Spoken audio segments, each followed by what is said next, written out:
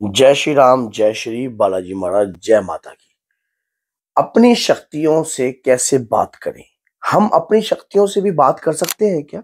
जो हमारे परिवार के अंदर या हमारे घर के अंदर या हमारे बुजुर्गों के द्वारा कोई कृपा ऐसी है जो हमारे परिवार में रहती है, या कुछ हमने अपनी भक्ति, अपने तप, अपने माला के प्रयास से या अपने मंत्र की सिद्धि से कोई कृपा को प्राप्त किया है, तो इनसे अपना जुड़ाव किस प्रकार से किया जा सकता है?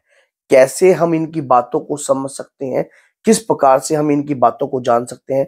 आज ये सारे विषय के ऊपर जो है आपको वीडियो मिलेगी। और अगर आपको वीडियो अच्छी लगे तो लाइक करना, चैनल को सब्सक्राइब करना और बेल आइकन बटन को दबाना ना भूलना, ताकि आने वाली हर वीडियो की नोटिफिकेशन आपको सरलता से प्राप्त हो जाए। जब हमारी भक्ति एक ऐसे लेवल पर पहुंच जाती है जिस लेवल पर परमात्मा की अपरंपार कृपा हमें स्वयं चुनने लग जाती है, तो हमारी अंदर की ऊर्जा जागृत होने लग जाती है, हमारी ज्ञान इंद्रियां सिद्ध हो जाती हैं, कृपा रूपेण हो जाती है। और ये सब तब संभव हो सकता है जब आप रेगुलर अपने इष्ट, अपने आराध्य की आप पूजा, याचना, तपस्या कंटिन्यू करते हैं। शक्ति हमसे कब संपर्क साधती है? कब ऐसा वो समय आता है जब शक्ति स्वयं आकर हमें दर्शन देती है?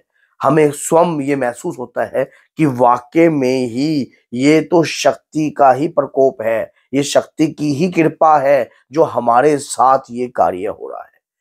देखिए, भगवान के प्रति हमारी भक्ति अगर सच्ची है तो ये बात आज निश्चित कर लीजिए, आपको वो सब कुछ प्राप्त होने वाला है जिस चीज की आपको आशा है।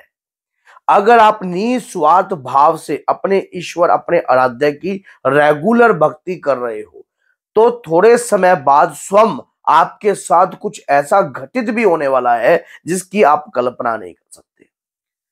देखिए, आपने हनुमान चालीसा का पाठ करना प्रारंभ किया। मैंने एक वीडियो बनाई थी, लगातार हनुमान चालीसा करने से दैनिक जीवन में हनुमान चालीसा का क्या महत्व है, रोज हनुमान चालीसा पढ़ने से आपको कौन सी कृपा मिलती है। अब कोई भी अगर मंत्र, कोई भी अगर पूजा, अगर कोई भी आराधना अगर आप रेगुलर करते हो, आपके शरीर के अंदर एक ऐसी ऊर्जा विद्यमान हो जाती है जिसकी आप सोचते भी नहीं हो कि ये ऊर्जा मेरे पास है या नहीं। क्योंकि वो ऊर्जा का एहसास हमें कब प्राप्त होता है? जब हम निस्वार्थ भाव से शक्तियों से संपर्क साधने की कोशिश करते हैं। पहला रास्ता शक्तियों से संपर्क साधने का योग है। योग का रास्ता कैसे है? जब शरीर को तप करते हैं, तप में ले जाते हैं, हम डेली योग करते हैं, तो हमारा घंटों घंटों बैठने का एक अभ्यास खड़ा हो जाता है। और आपको पता है कि भगवान शिव ही जो है आदि योगी है और वही योग की कृपा देने वाले हैं। और पहला सुख भी निरोगी काया है। आपकी काया अगर निरोगी है और आपके शरीर में कोई रोग नहीं रह रहा, पूजा पाठ करते हो, योग करते हो, अभ्यास करते हो, ध्यान केंद्रित करते हो, आपकी ज्ञान इंद्रियां सिद्ध होने लग जाती हैं। जब आपकी ज्ञान इंद्रियां सिद्ध होने लग जाएंगी, आपका शक्तियों के साथ संपर्क होने लग जाएगा। जैसे कि संपर्क किस प्रकार से होगा? आप कुछ भी जो आपके मन में क्वेश्चन चलेगा, किसी भी प्रकार का आपके मन में क्वेश्चन ये है कि मेरा मकान या उस व्यक्ति का मकान या मेरा मकान कब तक बन जाएगा, आपके अंदर, जैसे कि हमारा जो ज्ञान इंद्रियां है, जैसे कि सबसे खतरनाक जो इंद्रिय है मन रूपी इंद्रिय, आपके मन के अंदर उसका आंसर अपने आप प्रकट होगा। और ये आंसर जब प्रकट होने लग जाता है और उस प्रकट होने के बाद वो चीज सत्य में तब्दील हो जाती है, आपका हौसला और भी ज्यादा बढ़ जाता है। मैंने पीछे भी एक वीडियो बनाई थी कि जब हम लगातार देवता की पूजा करते हैं, रेगुलर देवता की पूजा करते हैं, रोजाना देवता की पूजा करते हैं, तो हमें अपने आप सिद्धि प्राप्त होती है और हमारी देव शक्ति जो है खुश हो जाती है। और खुश होने के बाद वो हमें कृपा जरूर करती है और स्वयं ही शक्तियां हमसे संपर्क साधती है। ये सच्चाई है, ये सच्चाई है। जब आप रेगुलर पूजा याचना तपस्या करते हो, आपकी मन रूपी इंद्री, जो निर्मल मन आपका जब होने लग जाता है, जब आपको किसी भी चीज की आवश्यकता नहीं रहती है, जैसे कि आपको ना तो धन की आवश्यकता है, ना कुछ पाने की आवश्यकता है, ना कुछ खोने की आवश्यकता है, आपको सिर्फ एक ही आवश्यकता है, अपने इष्ट अपने आराध्य की कृपा कब मिलेगी मुझे, बस मैं उस क्षण को, तो शक्तियां स्वयं आपसे संपर्क साधती हैं। और जब आप किसी टारगेट के ऊपर कार्य कर रहे हो, तो जैसे कि आप कोई साधना कर रहे हो, 48 दिन का सुंदरकांड कर रहे हो या हनुमान चालीसा का पाठ कर रहे हो, तब आप स्वयं शक्ति से संपर्क साध रहे हो। देखो, भक्ति और तपस्या करते करते अगर आप निस्वार्थ भाव की पूजा पाठ करते हो, तो शक्तियां स्वयं आपसे संपर्क साधती हैं स्वयं। और ये जितना भी कार्य होता है आपकी ज्ञान इंद्रियों के द्वारा होता है, आंखों से, नाक से, मुख से, कान से। जैसा कि मैंने आपको बताया कि आपकी ज्ञान इंद्रियां सिद्ध हो जाती हैं। किसी को आप देखते हो, आपको उसकी नकारात्मकता का आभास होने लग जाता है। किसी को आप, और उसके दौरान जब आपका देखने से, जब ये आपकी आंखें देख रही हैं, तो आपके मुख से जो वाणी निकल रही है वो सिद्ध हो रही है। जो बातें आपके कानों में आ रही हैं, आपके देवता के द्वारा आपको महसूस हो रहा है, इस ज्ञान कणिका कान इंद्रियों के द्वारा, ये इंद्रियों के द्वारा आपको महसूस हो रहा है। एनर्जी का समावेश आपको महसूस होने लग गया है कि कोई तो शक्ति है जो मेरे साथ संपर्क साध रही है। और उस शक्ति का बात कर कर आप जो भी मन से अपने अपने मुख से जो भी बताते हो, वो सत्य होने लगता है, वो सत्य होता है। किसी के देखने मात्र से आप उसका कल्याण होने लग जाता है। आपके मन में उसके प्रति एक अच्छे विचार उत्पन्न होते हैं कि तेरा ये काम बनने वाला है। क्यों? वो संपर्क कहां से आ रहा है? वो आपकी पूजा से, आपकी तपस्या से, आपकी सिद्धि से।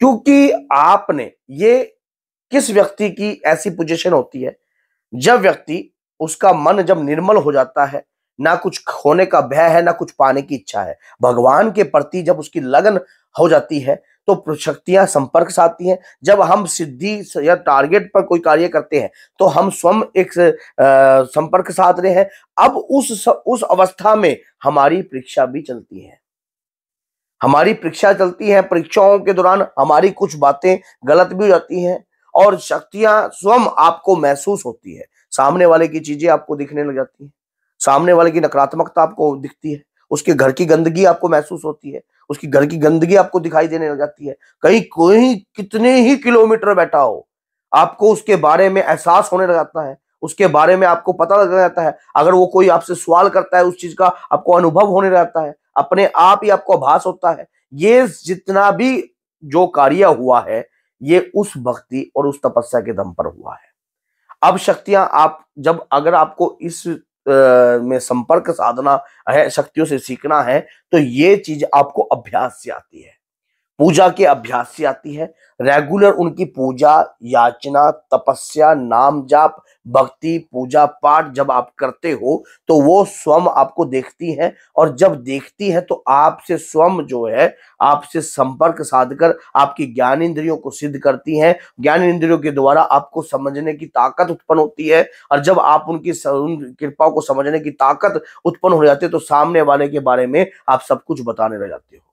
और शक्ति स्वयं आपकी, और वो आपकी कई भी बातें सारी सत्य सिद्ध होती हैं।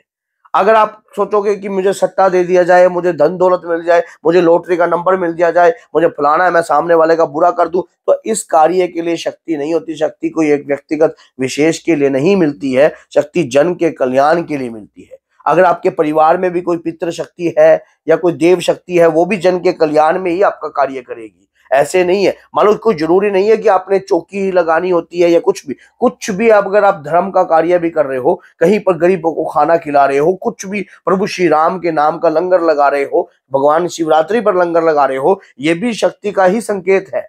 ये भी, क्योंकि भगवान आपको, आपका समर्थ बनाता है, आपकी जेब को बड़ा करता है, आपको अपने आप ही कहीं ना कहीं से धन की आगमन होता है, आपको प्राप्ति होती है। ये सब जो है ऊर्जा का संकेत है। ऊर्जा आपके शरीर के साथ है, ऊर्जा आपके ऊपर वास कर रही है, तभी जाकर कार्य बन रहा है। और कोई ना कोई शक्ति तो है जो इस सृष्टि को चला रही है।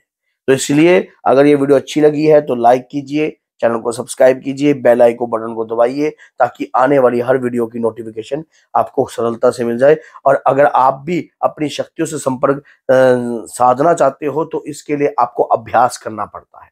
आपको अभ्यास कीजिए, अपनी भक्ति पर पूरा विश्वास रखिए, शक्तियां स्वयं आपसे संपर्क साधेंगी। अगर आप कोई टारगेट पर पूजा कर रहे हो तो उसमें आपको कट्टर बनकर कार्य करना पड़ेगा, अपने टारगेट पर अटल रहना पड़ेगा। आपकी परीक्षाएं होंगी और उसमें सफलता मिले ना मिले ये आपके ऊपर डिपेंड करता है। अगर गुरु का सानिध्य है तो कुछ बातें समझ में आती हैं, नहीं तो बीच में भी कई बार रुकावट हो जाती है। तो बोलिए जय सीताराम, जय श्री बालाजी।